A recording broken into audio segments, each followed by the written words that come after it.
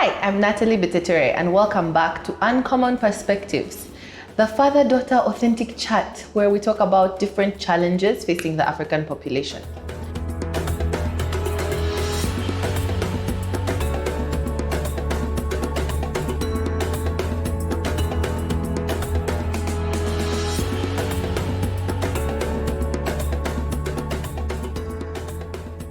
So today we are taking off from where we left off last week, and we're going to be focusing on the more mature audience about time management. Basically, it's never too late. So what can you do to improve and still achieve your goals and your dreams, even though you're in the plus 40 section of life? So there are a couple of different issues here. One, of course, is investments and savings, which is like the big one. And then there's also like, you know how we have this challenge of older people not wanting to retire and leave the jobs to young people? Not just because they don't trust us, the young people, but because they're under pressure. They still need that income because there's not like a plan. They haven't saved, they don't have investments. And yet in African culture, you have so many dependents. Really, by the time you're 70, how many people are you paying school fees for, giving money for food, for rent, for different things, relatives, colleagues, co-workers, loans? There's so much going on there, and we don't have the economy and the safety net like in other countries where they have more organized pension funds or more people are subscribed to it. So I feel like NSSF is not like the only solution, which is also what you said last time. So this time you take the lead. Tell us, what can the over 40s be doing? Thank you. It is in a way surprising that so many people hit the number 40 and their life is still in complete disarray. They don't have a clear plan of where they should be in the next 10 years or 15 years. They don't have a plan or vision of where they shall be if they live to be 75. Now, it's a blessing to be able to be alive and well and able to run on your own steam when you're 75 and your faculties are all working. It's a blessing. Not many people get that blessing. But today with medicine, advances in medicine and better lifestyles, people are conscious of what they eat, so they will live a lot longer. So they've got to plan how they will live a lot longer. When I say it's surprising and a bit disappointing that so many people reach 40 and they're still hopping between bars at night, hopping looking for action where the football match is, having brawls and arguments about petty things, whether it is politics, religion, sports. You've got to at one time draw a line. When we use the term mature, a person who is mature has got to let go of so many of the bells and whistles of life, the distractions in life, and focus on the important things, because there are going to be so many things coming your way in life. You've got to draw a line. You can't be everything for everybody. You can't please everybody. You've got to draw a line and prioritize what is important to you. So when you know what your priorities are, you focus on them, you commit time to them, and you make a difference. And why do I take 40 as a special number? That is a cutoff time, because you could squander the first 40 years of your life. I call it squander because really you should learn everything in life by the time you're 25. You go through the first degree by 21 and maybe a second degree at 25. So that is the learning period. After that, you've got to be earning. You've got to be focusing. So any waste of that time is squandered time. Yes, you're courting, you're setting up a family, you're networking, you're doing other things that will justify what you're doing. But at 40, you've got to have a clear vision of where you want to be in life. And some people are more focused than others. You find the Chinese with their one child or maybe two children policy now, they are extremely focused what they've got to do in life. They have got less things to distract them. Communities like the Jews, they're also pretty focused from an early age what they want in life. And they try to remove the things that distract them. You'll be surprised to know that most of them, I think, wear a white shirt every single day and black trousers and a little black top. These colors and frills are a distraction. You don't go to a wardrobe to choose what color shirt on this day and the other. You're focused. You just dress up, keep it simple. Get on and focus on making the money. They go out there and they work. And they're serious about accumulating money. They are frugal. They have habits which they are taught from an early age. They fast. They respect the Sabbath day. They do certain things in a particular way that brings discipline. Many Indians, Hindu and Gujarats and all kinds of those religions, especially in Asians, they have fasting for 1 day or 2 days in a week as a way of training yourself to forego today's consumption for tomorrow. All these are small habits that are helping to strengthen you in character, in form. By the time you are 40, you know what you've got to do. Our culture is very relaxed. At 40, you're a total man. You do as you please. And some people, I think at that age, maybe I need a second wife, or maybe I need to be doing different things. So midlife crisis is about to set in. So it's a way we've got to talk about how do we get these people who are 40 on the right trajectory, because it's not too late. You've still got a good 30 years ahead of you, maybe 35 years. And of those 20 years, you can actually use well. Not so much muscle power, but brain power. You should read half an hour every day.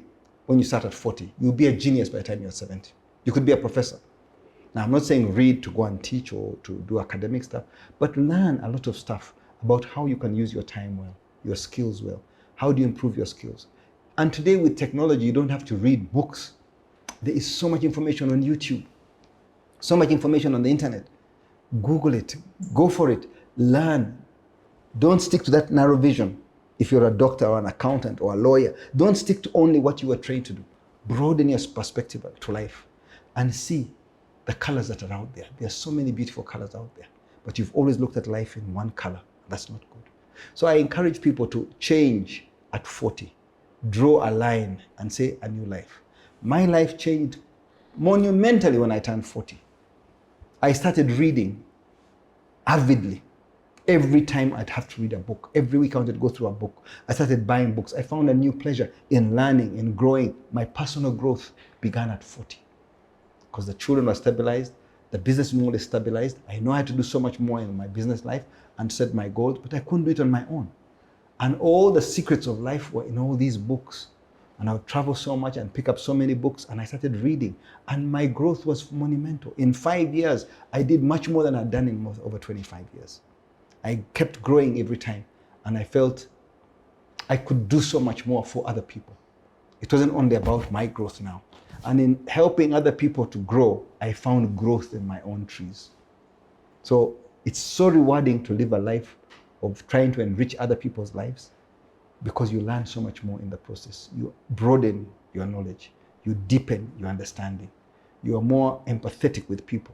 You connect with causes, and you really feel it's something you've got to do. I started understanding people's health, mental health, children's health. All these things, I became passionate about them. And I was not looking for money there, but you find you're intrinsically tied to all these causes. How can I make a difference? So 40 is a magical time, and I'd like it to be a bell, the first bell, that time up, you've got to now, you're going for the last lap, go now and start running harder. So that's the bell that you hear at 40, and use it well. Now, I would be amiss if I didn't talk a bit about investing. There are two reasons why we invest. One is for a rainy day, because something will go wrong, either health, a loss in the family, or in the community, and you have to contribute. So your savings will be eroded, or you will get an external shock. And the other is you save so that you can invest.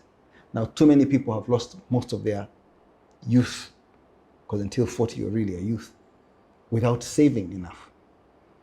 The power of saving cannot be emphasized enough. Foregoing today something so that you can enjoy tomorrow, have a better life tomorrow, is so important. And there's a story about this lady who used to save the change from her husband's pocket every evening. He'd go to the bar, he had a job, she was a housewife all her life. And whenever he'd come home in the evening, there's a couple of shillings here left over in the wallet when he comes from the bar. And she'd take out a couple of those shillings, 5,000 shillings, 3,000 shillings, equivalent of $1, $2. And she used to keep it in a cup in the kitchen and keep it in a jar. And this was her kitty. Every day she'd take $1 or $2. He never noticed it, of course. It's the change that's left over that you never really noticed. But she'd been doing this since he was 28 or 29 when they got married. So by that time, she accumulated this money, opened a bank account, put in a fixed deposit, and saved. Their children grew up, went to college, graduated. Now it was time for the wedding. It was embarrassing because this family, Asians, the daughter makes the wedding. And being an Asian family, she had been saving this money. Her husband never knew, and she had put in a fixed deposit and has been compounding. So they had a challenge of how to give away their daughter. So the daughter had fallen in love with somebody from an affluent family, and they expected the wedding. And then this lady says, okay, we have a little bit of money on the side. And the man is surprised. Which money do you have on the side? To find out, they have some savings, a kitty. And this little money that she used to accumulate had grown to $28,000. The man is in shock because his pride is saved. His dignity is saved because they've saved this money. He had no role in saving this money except leaving his jeans hanging with a few coins in there.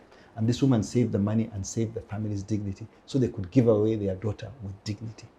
Now, that was a moving story because bit by bit, $1 at a time, she saved this money. And because of the compounding effect, the money grew and it was over $20-something thousand, which gave them a dignified send-off, paid off the balance of their mortgage, and they could live a comfortable life.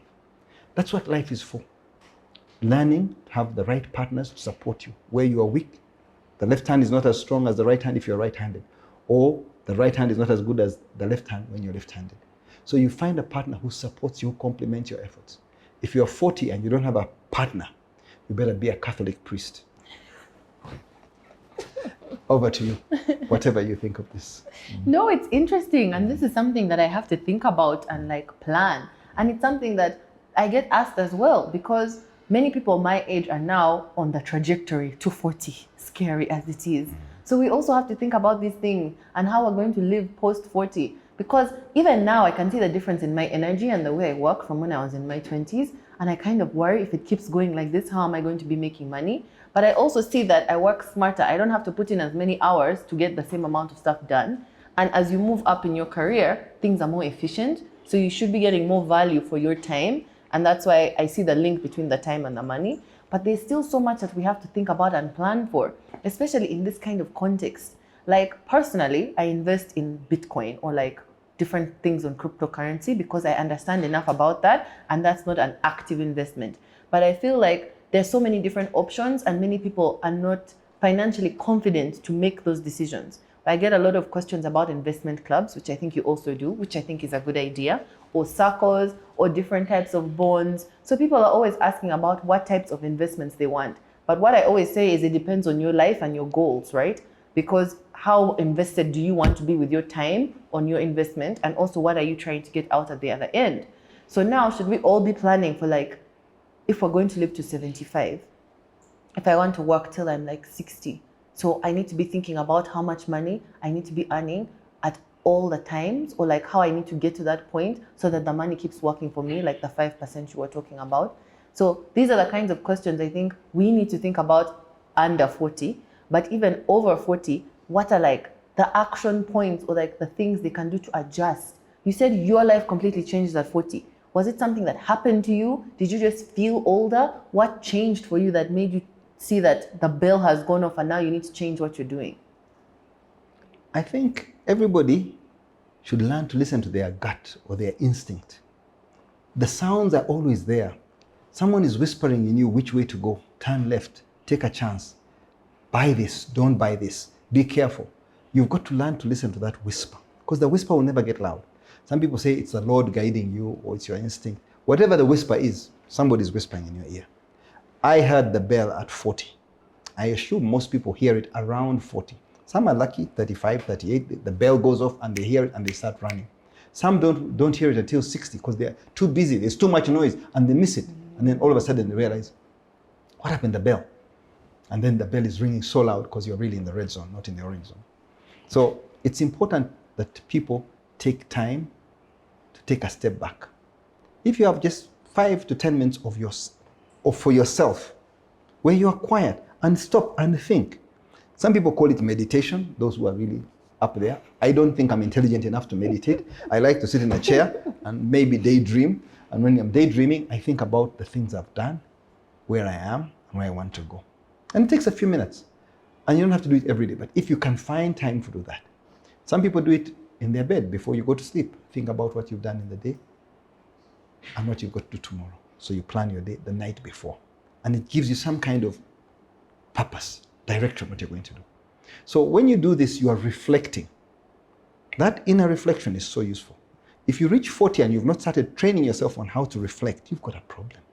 Because you've got to keep reflecting. It's like being a lady and never looking at a mirror. If you never look into a mirror, you don't know what you're like. Men can get away with it, but also us, we have to shave. We have to look into a mirror and make sure that you're okay, you're presentable. So reflecting is looking into a mirror. Who am I? Where am I? What do I want to do? Where am I going? You've got to keep reflecting And I talk to the people who are 40 and above. It is so important that you start practicing these things. When you're young and pushy and fiery, it's okay. You get through life like that. But at 40, draw a line. Start, accept the changes that are happening biologically to you and in your real life. Life is going to change and your energies will start waning. Not so much at 40, but after 50, certainly you'll feel the kick, and at 60, you will feel the kick. Then you've got to develop more brain power, not muscle power, where you think more strategically. And the power of saving small amounts of money every day cannot be emphasized enough. Small amounts, keep saving them, putting them away. They will accumulate and they'll make a difference. Now, some people don't have the gift of saving. I am one. I don't have really the gift of saving. But I have the gift of making. So if my wife or my partner does not help me to save that money and accumulate it, then I find the time that I'm at a loss. And I'm always delighted when I can raid my wife's kitty. Oh, there's so much money there. Let's now buy this property. So I'm good at making investment decisions. But someone has to help me and do that. Watch it. The accounts department, the finance department, they're trying to make sure that you have got frugal processes to manage your expenditure. And there's money for investment. Investing is so important because investing is what makes you wealthy. Wealth is what gives you freedom. You cannot reach the age of 75 and you're not free. The most powerful 4-letter word is free. To be free. To have the power to do what you want, when you want. To buy something, to give something. It is so important to have that freedom. And that's what money gives you. Wealth gives you. When you grow old, you want to leave something to your children, to your grandchildren. Not to be a dependent on them, to be a pain to them. Your medical bills, your transport, your accommodation, your electricity bills should not be going to your children. You should be helping them with a hand getting on in life. And that is freedom. That's why you've got to start saving. You've got to wake up. Playing about, time is over. At 40, you build for the future. You build for the next generation. You've got to contribute to giving them a better start in life. Now in Africa, the state does not do that well enough for you. In Europe, in America, the security system is a safety net. The state security system will protect everybody. It gives you a bare minimum, a cushion. But in Africa, you're on your own. So it's up to you as an individual to plan for them, to make a difference in people's lives, and plan for your own retirement. How will it be in the evening of your life? What do you think? Wow. No pressure. No, take it easy. You've got time on your side. And we have a big responsibility so that your life is not as hard as ours. But remember that you've got to carry that responsibility also for the next generation. So their life is not as hard. And because Africa has come from such a low base, we have always been the continent that was left behind. We've got to run twice as hard to catch up. You've got to work twice as hard. You need the discipline. You need the strength to keep running up the hill because it's climbing up a hill that is hard. Running down the hill is not as hard. So we've got to think about some of these challenges in life. Yeah, it's a lot to think about. And when you say build, I feel like so many people at that age, now you start reflecting and you realize there's so many things you haven't done. There's so many things you still want to do. Is it too late? Do you start to change? Do you start to start something new? Could you think of starting something afresh when you were 40, like starting a business or changing career? Or it's too late now, you just have to make the most of what you have and then just keep building where you're going? I've done so many businesses from childhood. From 13, I've tried nearly every small business. And the things I've not done are not worth doing. That's all. Others have tried it. But real progress began at 40. It's never too late to build. My real progress was after 40. Yes, I'd had a bit of luck between 30 and 40. And I was getting by, doing better than the average, I must say. But 40 is when I could see clearly what I've got to do. I could take calculated risks. And I started then focusing on the development of properties, managing my cash flows, trying to manage my debt. And that's how I scaled my businesses. And I was thinking then about posterity. What do I want people to think of me after I've gone? What should be written on my tombstone? What should people say about me? Was I kind enough? Was he a generous man? Did he do enough? Did he touch people's lives? How many lives? That responsibility urges you to even work harder. It gets you out of bed. So many kids are hungry out there. So many kids are sick and they need help. So many people want a difference in their life and they need just a little bit of a push. Some people, it's not about the money, it's the advice. So I started seeing life differently at 40. So I urge all of you out there, You can make a difference if you start now. You can reinvent yourself. Make a big difference in your life and in the lives of the people around you from the age of 40 going onwards. Time for frills and playing about is over. Focus on what you've got to do. And it's amazing what you can do in 20 years. Between 40 and 60, it was a world of difference for me, completely. Meeting all kinds of people and going up to the White House in America, going to the Buckingham Palace. If you find yourself in the most awkward places and say, how did I even get here? And if you want to make a telephone call to anybody in the world, you can find it, whether through 5 or 6 people, there will be a network that will connect you. And you can talk to President Obama, for instance. If you want him, you know the 6 people you've got to connect and you'll be talking to President Obama. So the world is your oyster. You can do whatever you want to do in this world if you have a good intention and you really keep trying, deliberately keep trying. The world will just open up for you. It's so scary that the number of people who just don't take a chance. You've got to take that chance to make a difference. And to make a difference, you must change, accept change. When change comes, embrace it. Sometimes it will hurt you a little bit, but that's what happens. That's the price for progress. It's a lot to think about and to put in action, not just think about. But it's good advice. Thank you. Well done. For those of you who are 40, good luck. Make a difference. Thank you. Ladies and gentlemen, I thank you for watching. For those of you who are listening, I thank you for listening attentively to us. It's such a pleasure to know that some people out there appreciate whatever it is we are sharing as a father and daughter. We're enjoying this and we hope you're enjoying it too. We look forward to the next episode. Hopefully next week we have something even more interesting for you. Thank you.